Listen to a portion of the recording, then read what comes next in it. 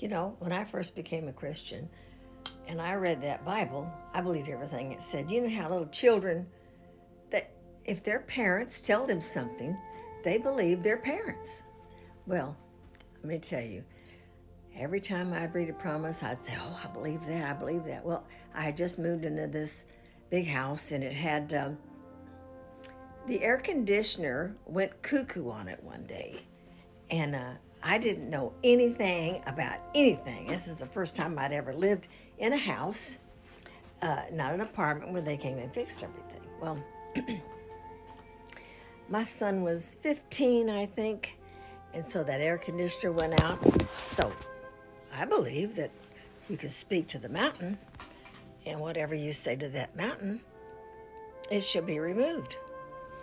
Well, that's what it says in Scripture. So we both went outside. I said, now there's power in agreement prayer, so you come in and agree with me. So we went out and we spoke to that air conditioner, and we commanded it to be fixed, to be healed, to start up.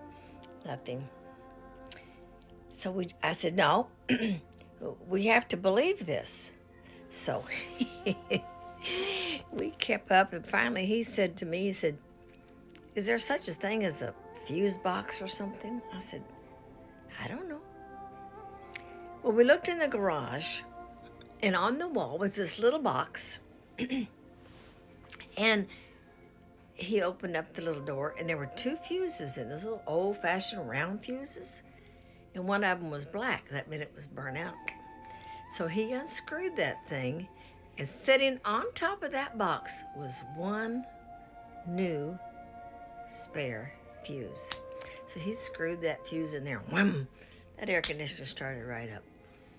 Now, when we're praying for something and believing for something, it might not ever come to pass like we're thinking it's going to. I just thought it would be healed and it'd start. But I was limiting God to how he was going to answer my prayer. And he answered it in a much more practical, fun way. He revealed to Shannon about the box, and then he provided the extra fuse up on top of the box, and it was so neat. So when you're praying for something and believing God for something, don't try to think about it. Don't tell him how you want it done. Let him do it the miraculous, wonderful way that he wants to do it, and you'll be surprised and delighted. Well, I love you. Listen, when you read that Bible, just like a child, believe it. A child believes its parent. They're so innocent.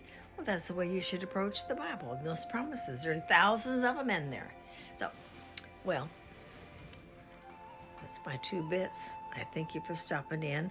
You need to like it and forward it. I love you. Bye-bye.